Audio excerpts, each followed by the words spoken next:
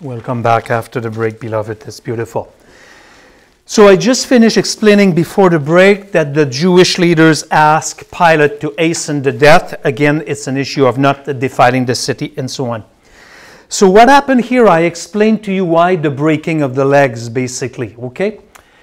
Because when you get crucified here, if it's a telephone post or the cross that we know, you have a ledge here on which the feet of the person lays there being nailed to the cross here. When you are crucified, you don't die of lack of blood and so on.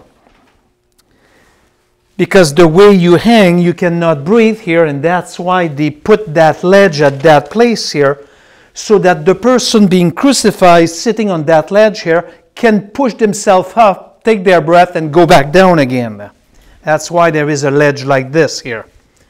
As long as the person has strength to push himself up, he can breathe. Occasionally, you become out of breath, you exert strength, and you can breathe again and let go down. So imagine the back of the person on the cross here.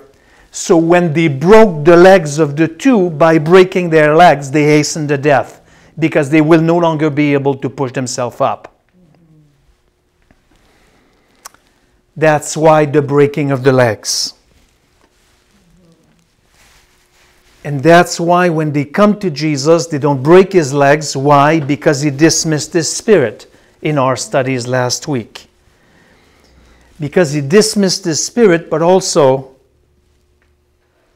to fulfill prophecy. Exodus chapter 12, verse 46. Exodus chapter 12, verse 46, not a bone of his will be broken.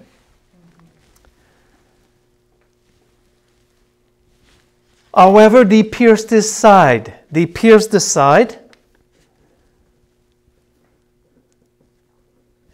And the piercing of Jesus was prophesied in the minor prophet Zechariah, chapter 12, verse 10. Now, on a more complicated note, here, slow down, I would like to draw your attention on verse 34. The soldiers with a spear pierced his side, and straightway there came out blood and water. Circle carefully, blood and water. Still today, people have discussions on the meaning of it. When you read some devotionals online or by writing, they say that Jesus Christ died of a broken heart. He died of a broken heart, a ruptured heart. It makes a nice devotional, but it's not the issue. And even some doctors say we don't understand that issue. Our real concern here should not be on the medical side here, but our real concern has to be theological. So blood came out and water. I'm asking you a question. Who wrote this? John. John is the one writing this, and John was an eyewitness. Only John records this.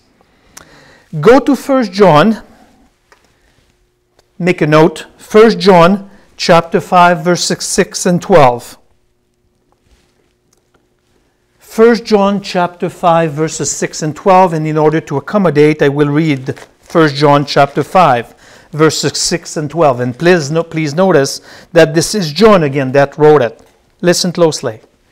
This is the one who came by water and blood. Jesus Christ, not with the water only, but with the water and with the blood. It is the Spirit who testifies, because the Spirit is true. So you have the water, the blood, and the Spirit. The Jewish mindset, you don't establish a case unless you have 2 or 3 witnesses. For there are 3 that testified. The Spirit and the water and the blood, and the 3 are in agreement. If we receive the testimony of men, the testimony of God is greater. For the testimony of God is this, that he has testified concerning his Son. I can stop right there. So that's why he wrote that. This is a testimony basically concerning being an eyewitness concerning the death of the Messiah. So it's a sign of an eternal life here provided through his death. John gave the theological reason of it, not the medical reason of it. So those who witnessed that, and John is an eyewitness, so you still have three. John, the blood, and the water. What is the water? Eh? What does mean the water? Just one testimony, one witness. The blood, John, and the water. Just the testimony. It's a theological issue. It's not explainable by the medical side. The 28th stage. The 28th stage. Still in the same paragraph, Mark verse 42, on the extreme left. And when evening was now come, because it was the preparation, that is, the day before the Sabbath. Circle the preparation again. You see, who wrote this, what I just read? Mark. Do you notice that Mark wrote to the Romans? That's why he provides more details. Not Matthew nor John. So that's why he provides that piece of chunk. It was the preparation, that is, the day before the Sabbath. The Romans, they don't know that. He wrote to the Romans, had that piece. Okay? So that's a typical Jewish term here from the 6th day of the week. So from Friday and Saturday connection in the evening. It goes from Friday, Saturday connection in the evening, because keep in mind that from the Jewish mindset, Farron, the day starts at sundown. Right now in the Jewish mindset, it is actually Thursday. The beginning of Thursday. At this point, we are introduced to a new person called Joseph Arimathea. We never saw him before. In verse 43, there came Joseph Arimathea. Circle Joseph Arimathea. We never saw him before. This is the first time that we see him. By combining the four accounts, Mark, Matthew, Luke, and John, we can learn 8 things about Joseph Arimathea. I'm going to ask you to circle them as we go. 8 in total. You need a pen, sister? We do. We wait for you. Okay. You have one? I got another one. Put a marker. I found another one, I think. Okay, good. Thanks, Rob. Joseph Arimathea, combining the 4 accounts together, we learn 8 things concerning him. Number 1, Mark 43. Circle honorable estate. That's all I want for now. Honorable estate. Not right now. Not consular. Honorable estate, I said. Meaning he was from a good family background.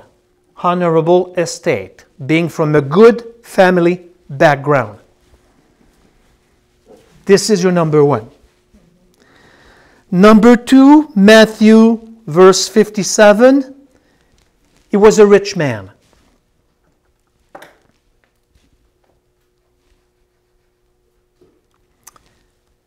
He was a rich man. Number 3, Luke verse 50. When you go to Luke verse 50, circle a good man. Joseph Arimathea was a good man. The emphasis is on the external conformity. Externally, he was a good man.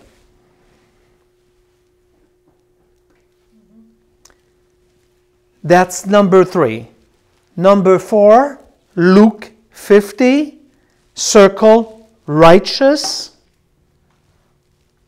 Give me the emphasis, internal conformity. He was a good man outside and a good man inside. Internal conformity.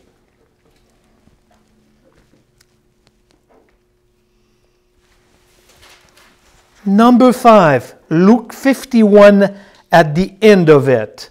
Okay, turn the page and circle at the end of 51 here, Jews who was looking for the kingdom. Circle looking for the kingdom. Looking for the kingdom, indicates that he was a member of the believing remnant. He was looking with expectation for the coming of the Messiah. He was looking with expectation for the coming of the Messiah.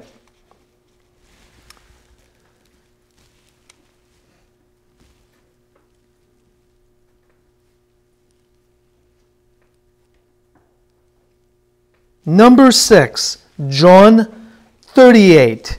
John 38. I'm going to tell you where to go. Go to page 36, on top, extreme right. Being a disciple of Jesus, but secretly. Circle a disciple of Jesus, but secretly. He was like Nicodemus, he believed in Christ.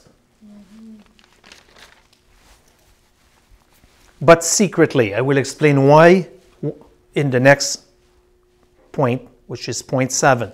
He was a secret believer. Point 7, Mark, verse 43. Go back to page 235.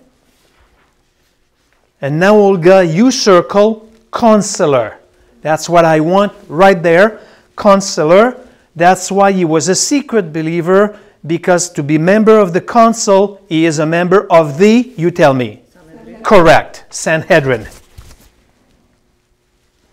That's why he was not openly believer, because of his fellows that are at this point rejecting him. So he was a member of Sanhedrin. Correct. The Sanhedrin means the great assembly, Gadol assembly, the great council. Point number 8, Luke 51. Turn the page again. Go to page 236 at the very top. Had not consented to their counsel. Circle this. Meaning, he is one that did not vote for the death sentence. You remember these things. Yeah. That's when I said to you online also, they never had the 71. At the most, they were 69 because Nicodemus did not vote and Joseph Arimathea did not vote either. That's the 8th point. But let's finish the paragraph. You are still on your stage 28. They come boldly, Mark 43. And boldly went unto Pilate. Circle boldly went. And he boldly went unto Pilate. Now he is bold in his request of the body. Look at Mark, verse 44. And Pilate marveled if it were already, if you weren't already dead. And calling to him the centurion, he asked him whether he had been any while dead. So you have Pontius Pilate investigating about the death of Christ. It's confirmation. And now you read Mark 45. And when he learned it about the death of Christ, of the centurion, he granted, circle granted, the body to Joseph. 45, Mark 45. Circle granted the corpse to Joseph. Look, Matthew, verse 58. Then Pilate commanded it to be given up. Pilate commanded it to be given up, give the body to Joseph Arimathea, and to two persons, Nicodemus as well. We'll see Nicodemus later. Now we come to the 29th stage.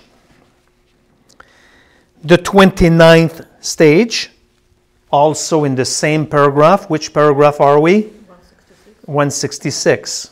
167. 29th, the removal of the body from the cross. Come with me in John 39 and 40 at the bottom of your page 236 on the right. And there came also Nicodemus. That's how we know that Nicodemus was there also. Circle him. He who at first came to him by night, bringing a mixture of myrrh and aloes, about 100 pound weight. So they took the body of Jesus and bound it in linen cloths, circled cloths, with the spices, as the custom of the Jews is to bury. So here you have the removal of the body from the cross, the body of Jesus from the cross, and the wrapping of the body. In verse 40, I would like you to circle the word cloths. It's plural. It's like toilet paper, if you want, a bit wider, but that's burial cloths. And the same burial cloths that the baby was wrapped in when he was born in the cave. Not the same one, of course, but the same style. It's a Jewish custom of procedure. Strips of cloths. That completes your stage 29. Stage 30, the burial of the Messiah.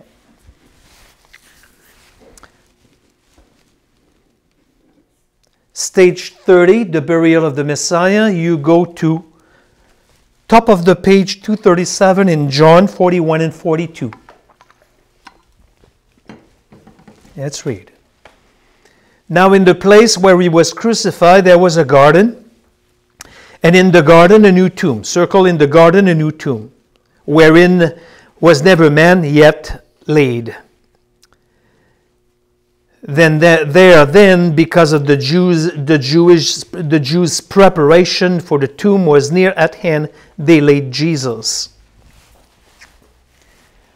I want you to notice carefully that this is not a public cemetery.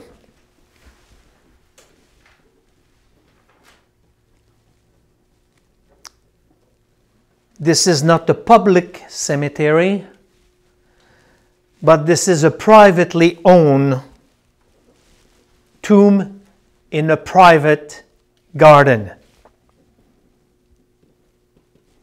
I would like you to finish your notes and turn around. You can even stand up for a moment. That's a tomb of that style right there. And you have the Matthew's account, and laid it in his own new tomb, which he had hewn out of the rock, and he rolled a large stone. This is the style of tomb in which he was buried. Not the one, but this is a genuine photo right there that I took in Israel behind the King's David Hotel here. So that's a tomb in which nobody ever laid in it. And Matthew verse 60, go to Matthew verse 60. And he laid in him his own tomb, which he had hewn out of the rock, and he rolled a great stone, circle, rolled a great stone to the door of the tomb and departed. And you can see, if you look at the picture carefully, you can see the way that they were rolling the stone. There is a round stone, you roll it like this, and you block the entrance of the tomb. And in Luke 54, you have again the typical, and it was the day of the preparation, and the Sabbath drew on. So meaning the Sabbath was coming close. So it was probably 2 p.m. on Friday afternoon. Okay? Perhaps even 3. Because the Sabbath will start as soon as they see the 3 stars in heaven. With this, I need to tell you the burial of the Messiah that we just said, that we just saw, that's all we have. This is the second point of the gospel. This is the second point of the gospel. The gospel has 3 points. He died for you, was buried, and rose again. And now at this point, I would like you to take your one-pager, the implication of his burial.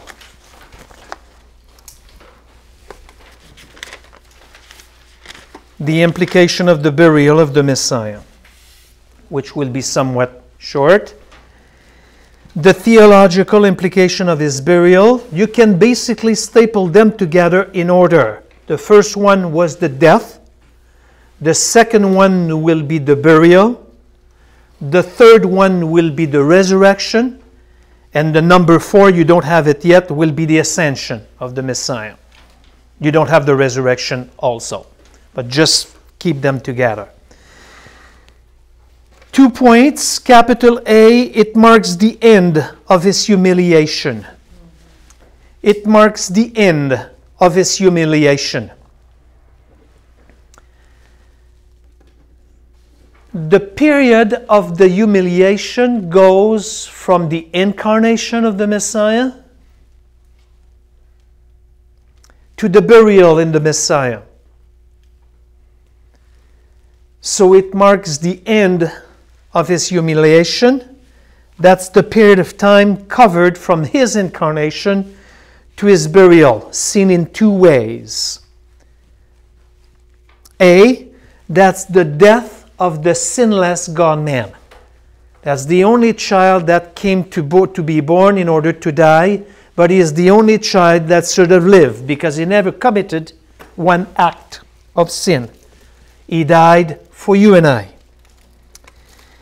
And secondly, and more tragically, only two Pharisees are present that up to now are secret believer.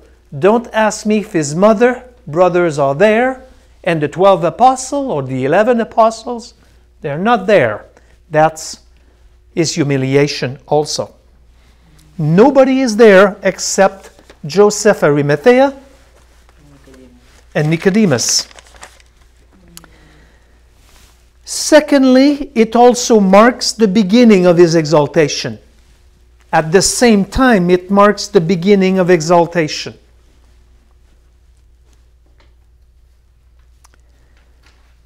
Most theologians, they like to start the beginning of his exaltation when he gets resurrected and when he ascends to the right-hand side of God the Father. I don't agree fully with this. I sincerely prefer to start the exaltation at the burial here because of two ways. Yeshua was buried in a new rich man's tomb. And by doing this, it was divinely provided by Arimathea. He fulfilled Isaiah 53 verse 9. Because he died the death of a criminal, and no criminal are laid into a rich man's tomb. They go to public cemetery. So that's why I prefer to start the state of his exaltation when he gets buried. Makes sense. Yes. He was also buried in a private garden owned by Joseph. Joseph Arimathea had cash enough to have a burial cave like this. It's very expensive to hewn that in the rock, get the stone grinded and so on. We're talking about a coffin that is very expensive right there. Like I said, normally a criminal that dies a death of a criminal like he did are buried in a grave, in a common grave, like the field of Al-Qadama for the public good, and it fulfills Isaiah 53. And another way to see it's the fact that it's a private garden owned by Joseph. It was not a common cemetery.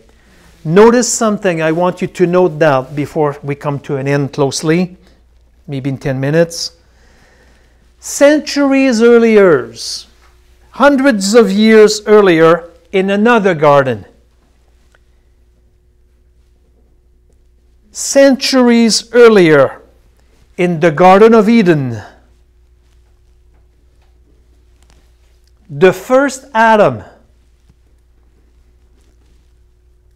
brought physical death and spiritual death.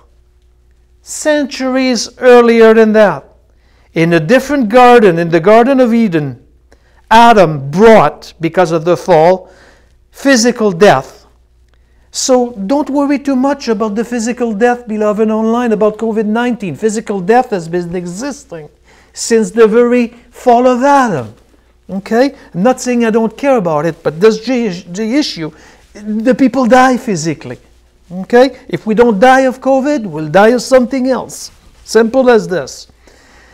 He brought physical and spiritual death. Now here, in this garden, I have not no name. We can call it the Garden of Joseph Arimathea, the last Adam, Christ, brought physical and spiritual life. Because you might die physically, but you have everlasting life. This body is destined to die. So he brought physical life because you will get a glorified body. And don't ask me if you're saved spiritually. I know you are. And I hope you are. And I am. So the first Adam brought judgment. The first Adam brought judgment. And the last Adam brought blessings and life to come. Beloved, if only it would be our focus. If only we would believe this. If I ask you right now if you believe this, of course you will answer me, you will say yes. But I am asking you, do we truly believe this? Paragraph 168. Paragraph 168, the sealing of the tomb. The sealing of the tomb. We are doing well. The only thing that we will not do tonight, beloved, and online, is the length of time that Jesus was in the tomb. It's no big deal. We will do it probably on the next one. But if we have time, we can make it a part 3 session short, and we can cover it. You have come with me, we carry on. Capital G, paragraph 168. I want you to visualize the passage and so on. Paragraph 168. In paragraph 168, you have your stages 31 and 32, the last two.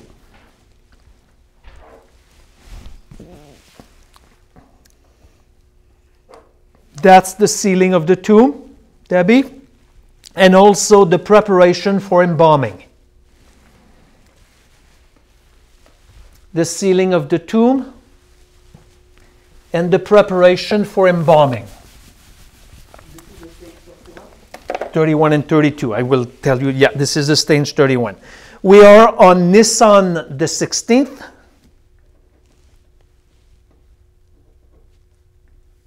April 8th, 3080. Luke 56.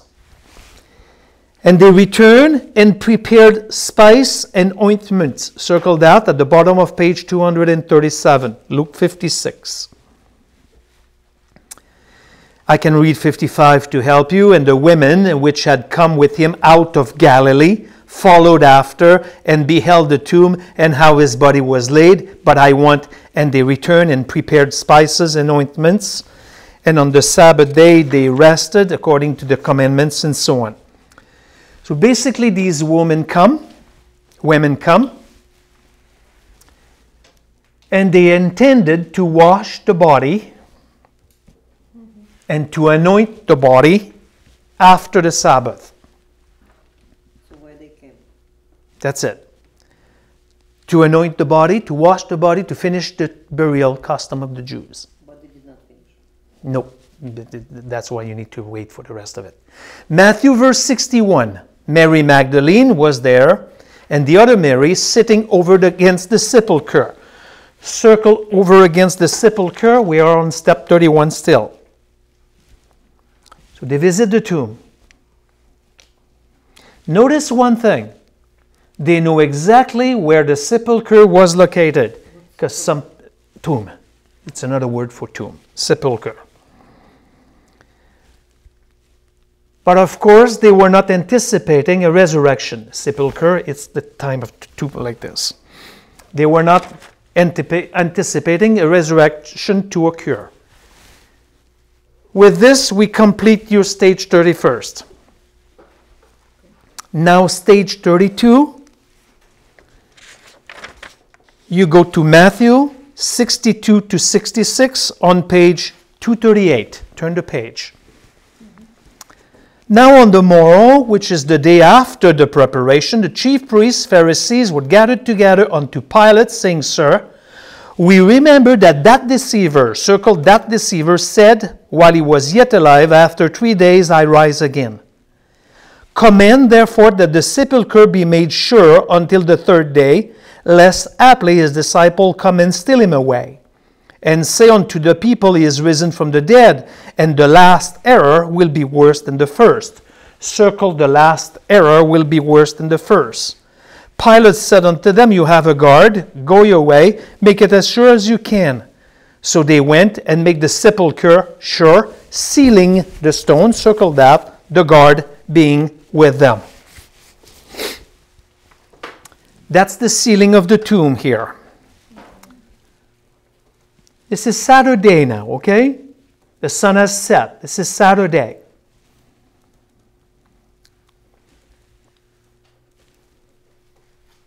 Did you see how they called Jesus? That deceiver. It's typical in the Jews. When they hate somebody, they never use the name. They find a nickname. It's typical of Pharisaism. Vicky, is it a bit better? When they hate someone, they give him a title. And to this day, those like this behind you, the Pharisees who deny Jesus here, they will never say Yeshua. What they will say is Yeshu. They drop the A. And by saying, oh, that Yeshu, it comprises, if you write it in Hebrew, it comprises the three Hebrew letters that makes the sentence, may his name and memory be blotted out. May his name and memory be blotted out. Or that Yeshu, they drop the A, giving a different meaning.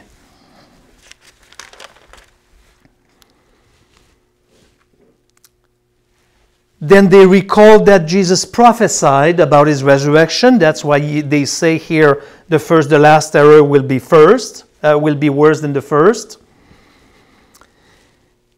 And in verse 64, they are concerned about the stealing of the body, which is the oldest false theory of the resurrection.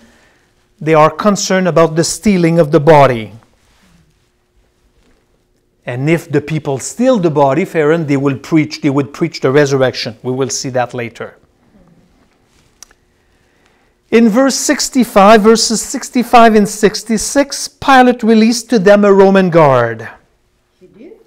A Roman guard, yeah. You have a guard from the Roman because it's a Roman sealing. It's not a Jewish sealing. And the way you seal the tomb is like this. And again, if you look at the picture, it makes sense. So I explained to you how the sealing of the Roman seal works.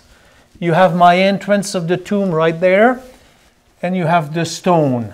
And of course, you need to roll the stone, and the stone becomes like this now. And at this point, we can forget that stone because it's been rolled away.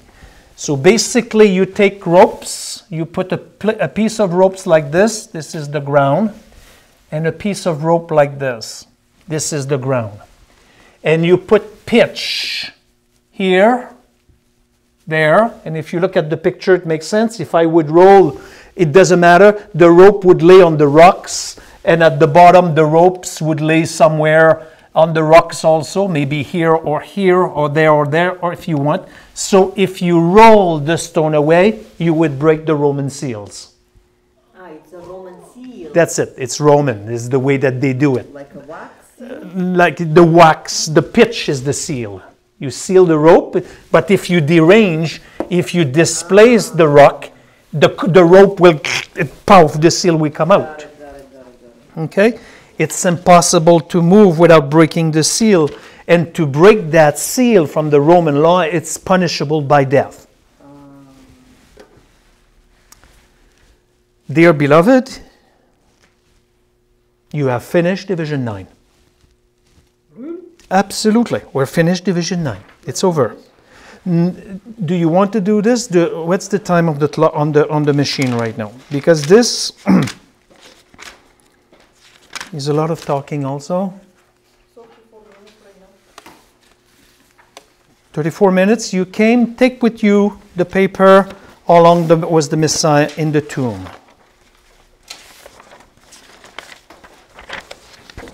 How long was the Messiah in the tomb? Just follow me here, and it's going to go well with what you have and so on.